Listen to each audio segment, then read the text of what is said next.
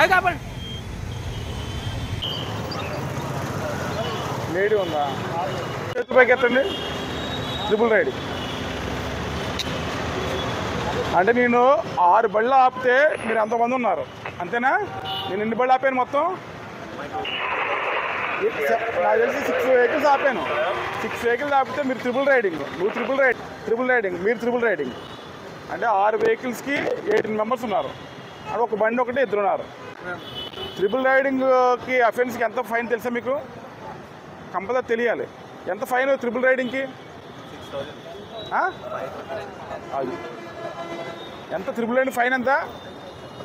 అంత అమౌంట్ మీరు కడతారా? తెలుసా దాని గురించి ఎప్పుడైనా?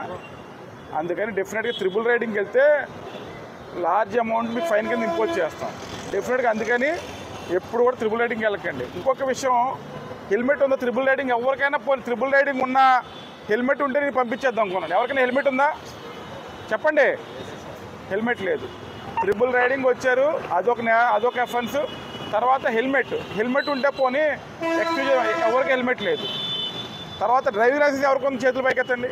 మీకు డ్రైవింగ్ లైసెన్స్ ఉందా? వెరీ గుడ్, మీ అందరికీ ఉంది.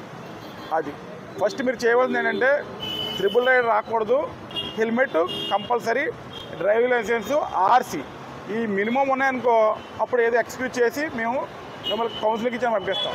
ట్రిపుల్ రైడింగ్ వచ్చి హెల్మెట్ లేకుండా వస్తే కంపల్సరీ వదలం ఈసారి. ఇదే ఫైనల్ మీకు వార్నింగ్. ట్రిపుల్ రైడింగ్ వచ్చి హెల్మెట్ కానీ వచ్చారంటే మాత్రం మీకు మ్యాక్సిమం ఫైన్ ఎంత ఉందో అంత కంపల్సరీ ఇంపోజ్ చేస్తాం. మీరు చిన్న వాళ్ళు, మీకు ఎందుకంటే 3 తమ్ముడు హెల్మెట్ కూడా లేదు, బండి ఆపినా ఆకుండా వచ్చేస్తున్నారు. ఏం ఆపారు? ఉమెన్ కానిస్టేబుల్ అమ్మాయి ఆపింది. ఆపాలి. అది కంపల్సరీ మీకు traffic rules and regulation idea ఉండాలి.